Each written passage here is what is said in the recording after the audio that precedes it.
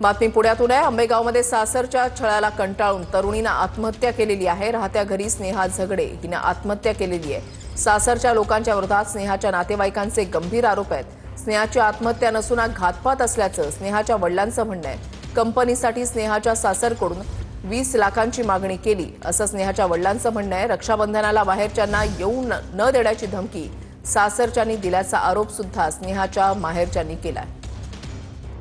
सासरच्या जाचाला कंटाळून 27 वर्षीय तरुणी स्नेहा झेंडगे हिने मध्यरात्री आत्महत्या केलेली आहे। या आत्महत्या प्रकरणी पुण्यातील भारतीय विद्यापीठ पोलीस स्थानकात गुन्हा देखील दाखल आहे। तुम्हाला काय संशय आहे? तिने बरं वाईट करून घेतलं की तिला असं काय केलंय तिच्यासोबत?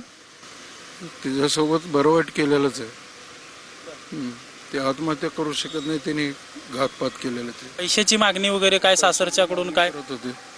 पूर्वी एक आम्ही वळसंग पोलीस स्टेशनला कंप्लेंट केली होती या छळाबद्दल। याच्या अगोदर पैशाची मागणी, छळ करणे,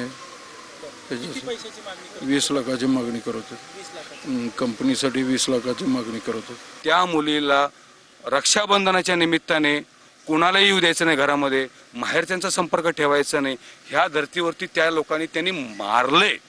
आज ही आत्महत्या नाहीये, तिचा खून झालाय असं म्हणणं आहे। आज प्रथमदर्शनी असं दिसतंय की त्या लोकांनी गळफास देऊन लटकवलेलं आहे। कारण आम्हाला त्या व्यक्तीचं घर माहीत नाही, आमच्या मुलीचं सासर माहीत नाही, आमच्या मुलीचं कुठलंही वास्तव माहीत नाहीये। आज या परिस्थितीमध्ये एकाही व्यक्तीला त्या मुलीचं सासर घर कुणालाही माहीत नाही।